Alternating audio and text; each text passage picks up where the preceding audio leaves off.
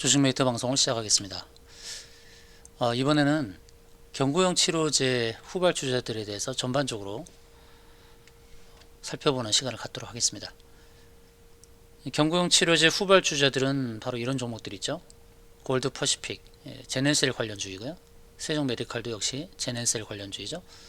이제 다음에 한국 BNC는 안트로퀴노놀 관련 종목이고, 국정제품은 샤페론, 바이오니아는 써나진 테라퓨틱스.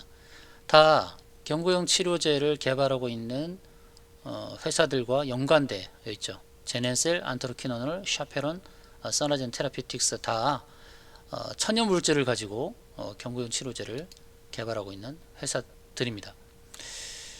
근데 경구용 치료제는 머크에서 이제 공급을 하고 있고, 또 화이자에서도 경구용 치료제를 내놨는데 가격이 비싸죠. 80에서 100만 원 정도 사이가 되고 있는 그런 상황이라서 상용화되는 데는 어려움이 있습니다.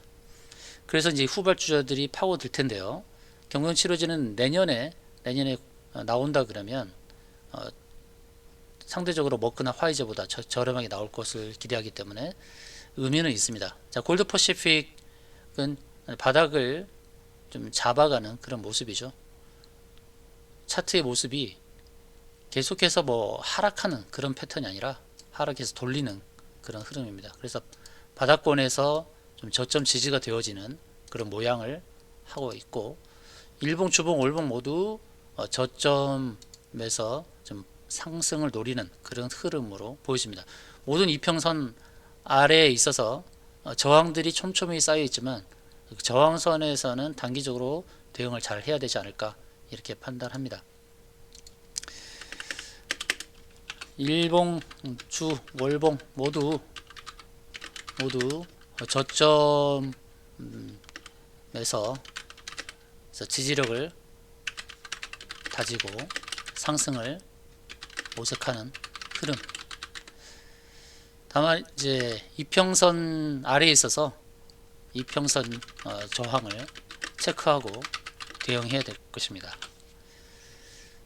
다음은 이제 세종 메디칼은 제넨셀 지분을 매입을 하면서 이제 제넨셀 관련주로 엮여 있죠.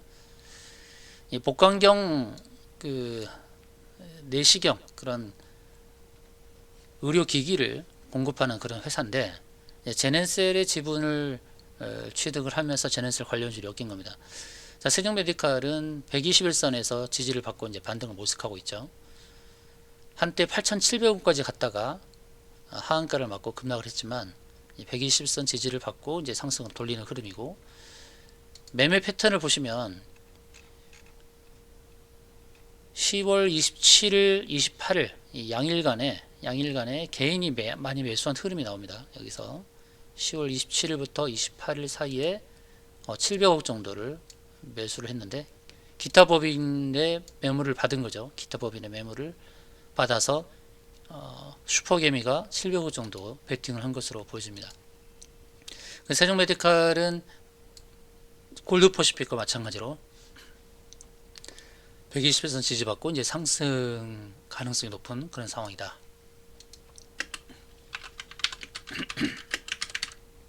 반등을 모색하는 상황. 121선이 두 번 정도 지지했기 때문에 상승에 좀 무게감이 있는 상황입니다. 그 다음은 이제 61선에 이제 저항이 있고, 또 구름층 상단에 저항이 있는데 상승 가능성이 좀 높아 보이는 그런 흐름이다 라고 보시면 되겠습니다. 다음은 이제 한국 BNC인데요. 한국 BNC는 보톡스 관련 종목이기도 한데, 이제 안트로퀴노놀 관련 종목으로 엮여 있습니다. 현재 121선 아래에 있고 241선과 그 사이에 120선 사이에 있죠. 그런데 이 241선을 꼭 가야 될지, 자, 200일로 한번 설정해 볼게요. 자, 200일선으로 설정을 하면 거의 가깝게 되어 있습니다. 이제 미국 증시는 주로 200일선을 선호하는 편이고, 우리는 이제 241선을 좀 선호하는 편인데요. 241선에서 좀 멀어져 있고, 그래서 과연 241선까지 하락할지 모르겠으나, 그러나 이 안에 있는 상황 120과 241선 이 안은 매수 관점으로 대응해야지 매도 관점은 아니라고 봅니다. 자, 한국 BNC의 경우는 이제 보톡스 관련 종목이고, 한때 시가총액이 1조가 훨씬 넘었었죠. 현재 시가총액 9,500억 정도 되는데요. 역시 바닥에서 지금 반등을 모색하고 있는 흐름이고, 외국인은 최근 한 달간 79억 원을 매수하면서 반등 타이밍을 노리고 있다라고 보여집니다.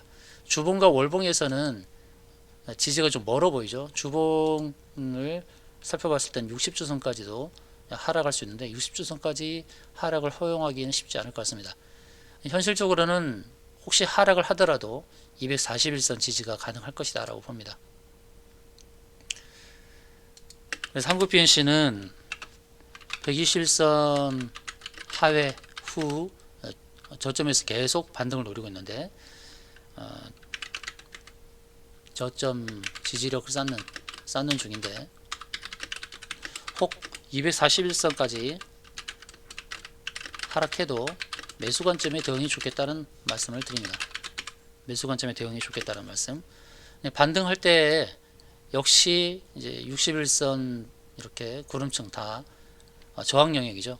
지금 이런 경고일치로 후발주들 다 똑같은 흐름입니다. 반등 시에는 대부분 61선에 저항이 있어요. 그런 부분은 좀 참고를 하고 대응해야겠죠. 국정약품은 특이하게도 120선까지 허용을 안 했어요. 하락을. 20주선을 이제 회복하려는 흐름이죠. 월봉도 이제 5월선을 회복하려는 흐름이고, 국정약품은 이제 샤페론 관련 종목인데 120선까지 하락을 허용하지 않고 20주선 회복을 시도하는 흐름입니다. 그러면 20주선을 이제 회복을 하게 되면 역시 국정약품도 61선이 이제 있죠. 61선 저항이. 그런데 지난번 반등할 때 61선 한번 터치를 했어요. 그럼 다음 61선은 좀 가볍죠. 다른 종목에 비해서 국정약품은 한국 BNC, 세종메디카, 골드퍼시픽과 다르게 최근에 반등이 나오면서 61선을 터치했어요. 그러니까 61선은 가벼운 저항이죠. 가벼운 저항, 뚫기 쉬운 저항. 상대적으로 저항벽을 약화시킨 좋은 흐름이 나왔다는 것입니다. 그래서 120선까지 하락을 허용하지 않고 20주선을 바로 회복하면서 61선을 가볍게 뚫고 가는 그런 흐름으로 전개될 것이다 라고 보여줍니다. 다음은 이제 바이오니아인데요. 바이오니아는 121선에 정확하게 딱 걸쳐 있죠. 바이오니아 이 종목은 다른 종목과 다르게 실질적인 수익이 잘 나오는 회사입니다. 바이오니아 화장품 시장으로도 진출을 했고, 또 1년에 영업이익이 1000억 이상 이렇게 나오는 실질적인 수익이 잘 나오는 회사예요. 시가총액이 1조 2천억인데요. 영업이익 1000억 기준으로 본다 그러면 1조 2천억은 리즈너블 합니다. 1조 5천억도 갈 수 있는 종목이죠. 바이오니아는 실적을 겸비하는 그런 회사이니까요. 121선 지지는 긍정적입니다.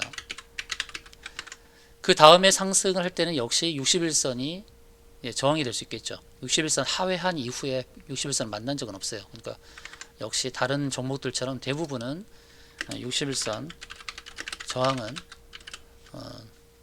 고려해야 합니다. 공통적으로 보게 되면 모든 주식들이 경구용 치료제들이 급락을 해서 121선 전후한 움직임을 보이고 있다는 것. 단기 저항은 61선 부근이 될 것으로 판단하는데, 그 자리가 와도 여러분 여전히 매수한 영역이 되지 않을 거예요.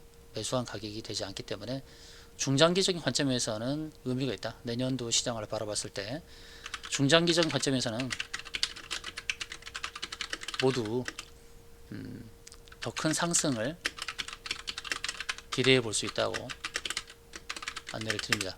중장기적 관점에서의 목표가가 궁금하신 분은 해당 종목의 종목명만 문자로 보내주시면 되겠습니다.